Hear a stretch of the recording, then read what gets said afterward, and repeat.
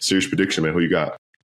Man, I really, really, really, with all my heart, want to take the Indiana Pacers to win this series because I truly, truly think that they actually have a legitimate shot, like more of a shot than I feel like most people think they do. I mean, for all the reasons that we already talked about. I got OKC though. Like they are an absolute buzzsaw. I just feel like they suffocate you defensively. They make you turn the ball over. They make you uncomfortable.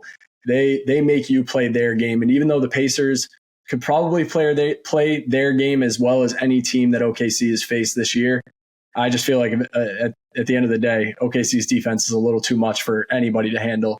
I think they win in 6 games. If there's anybody else out there that feels like the Pacers have a legitimate shot, my bet for you would be to take Indiana plus 2.5 games on the series. That was the line that I was looking at where I was like, all right, like, I don't know if I could outright be like, all right, they're going to win this series. I'm going to throw my money on it. But I saw plus 2.5 and I'm like, they could take this to 6 games. I don't know where you stand though.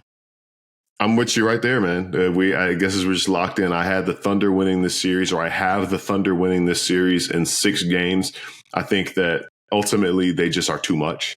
And like, I think that the Pacers are being so counted out. I think winning 2 games in this series is going to go away from what a lot of people think, or it's more than most people think that they're capable of. Did a spot with the good folks over at Sports Grid. I think it was plus money at the time to get the series over 5.5 games. So there's some value there because I do think that, again, like you said, people have been counting out the Pacers all postseason. I personally counted them out in the first round. I said, hey, man, what if Giannis taps into 28 Braun and maybe the series extends if they don't melt down in game 5, but we know how that series is going to end. Same thing with the Cavs. This team, 64 wins, and people are like, oh, yeah, no chance. They've been a buzzsaw all year, but because of offensively. But the Pacers, again, people are just kind of counting out the momentum that's very real. And the fact that they've been playing like the number 1 team in the Eastern Conference since the calendar year flipped over. So it feels kind of weird to say, hey, man, I'm tired of people counting them out. They're going to win 2 games in the series. But I feel like that's all I can give them because on the flip side, man, OKC, I think that in that Nuggets series, and I feel like we said this the other day, the way that they got tested allowed them to figure something out. It allowed them to realize, it kind of looked elimination in its eyes and said, you know what, I'm not afraid of you. I'm going to play freely. And you couple what they learned last year as the 1 seed that lost in the second round to this year, facing elimination in the second round and then just taking care of business, how good they've been at home, save for that meltdown against Denver in game 1 of that series.